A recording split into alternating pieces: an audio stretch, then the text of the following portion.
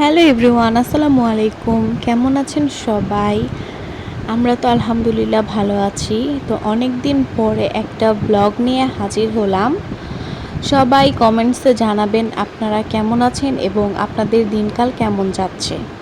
তো শুরুতে এখানে অহনাকে নিয়ে আমি গেটের সামনে দাঁড়িয়ে আছি। অহনার বাবার জন্য ওয়েট করতেছি, কারণ আমরা যাব আজকে আমার মায়ের বাসায়, আর অহনার বাবা আমাদেরকে নিয়ে যাবে। তো এখানে বাসায় চলে গিয়েছি, আর মা দেখলাম অনেকগুলো মাছ বের করছে কাটার জন্য। বাজার থেকে নিয়ে আসা হয়েছিল অনেকগুলো ইলিশ মাছ আর এই মাছগুলো। তো রান্নাবান্না শুরু হয়ে গিয়েছে। এখানে ছিল করলা আলু দিয়ে ভাজি, তারপর এর মধ্যে একটু চা বানিয়েছিলাম।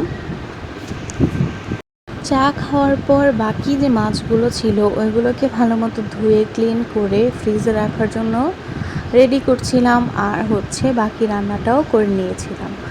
তো এরপরে রান্না করেছিলাম পটল আলু দিয়ে ইলিশ মাছ, আর ইলিশ মাছের মাথা এবং লেজা দিয়ে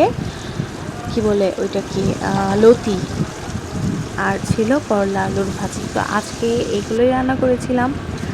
তো দেখতে থাকুন আমার রান্নার ভিডিও। বরাবরের মতো প্রথমে তেল, তারপর পেঁয়াজ ভালো মতো একটুখানি ভেজে এর মধ্যে একটু পানি দিয়ে দিয়েছিলাম, আর হলুদ মরিচ তারপর যা যা মশলা লাগে সব মশলা দিয়ে ভালো মতো পেঁয়াজটাকে কষিয়ে নিয়েছি। এরপর দিয়ে দিয়েছিলাম পটল এবং আলু, এটাকেও ভালো মতো কষিয়ে নেব। আর এর মধ্যে যে যতটুকু ঝাল খায় ওই অনুযায়ী অল্প একটু কাঁচামরিচ দিয়ে দিয়েছিলাম। আর ইদানিং তরকারির মধ্যে ঝাল একটু কমই খাওয়া হচ্ছে, কারণ অহনা যেহেতু কয়েকদিন পর থেকে একটু একটু খাবার খাবে, তাই এখন থেকে আমরা তরকারিতে ঝালের পরিমাণটা একটু কম দেই, যেন কয়েকদিন পর থেকে যখন ওকে খাওয়াবো আমাদের কোনো সমস্যা না হয় ঝাল কম খেতে।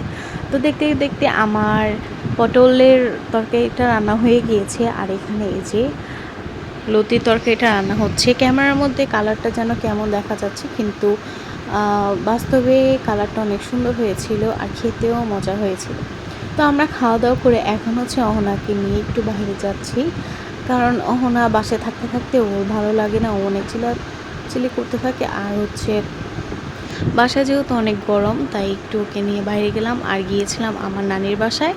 আর ওইখানে আমার মামাতো বোনও আসছিল, তো এটার জন্য আরও গিয়েছিলাম সবার সাথে দেখা করতে। তো ওইখানে কিছুক্ষণ থাকার পর বাসায় চলে আসি, আর বাসায় এসে দেখি কারেন্ট চলে গিয়েছে, তাই একটু ছাদে গিয়েছিলাম। অনেক দিন পর ছাদে উঠলাম, আর এই যে এখানে একটা বিল্ডিং ওঠার কারণে এই জায়গাটা একদম ঢেকে গিয়েছে। আর এই যে এই ছাদের মধ্যে অনেকগুলো ফুল গাছ, তারপর অনেক ধরনের গাছ লাগানো আছে। আমাদেরও এখানে কয়েকটা গাছ আছে।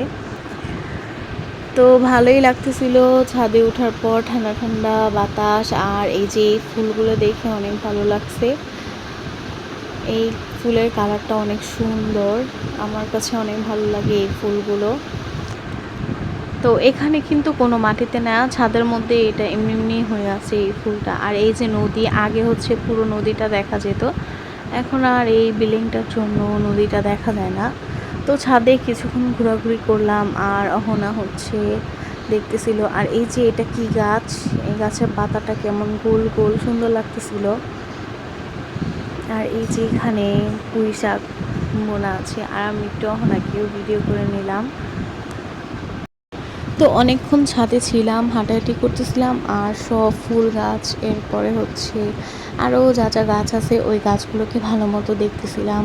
আর এখান থেকে এই ফুলটাকে আমি পরে একটু ছিঁড়ে ফেলছি, আমার অনেক ভালো লাগতেছিল এই ফুল। আর এরপর নিচে চলে আসি, আর এসে আমি এই কেক বেসটা রেডি করে রেখেছিলাম। এটা ছিল চকলেট কেক, এখানে 1 পাউন্ডের একটা কেক বেস ছিল। তো আমার অর্ডারের কেক ছিল আর কি। একটা কাস্টমার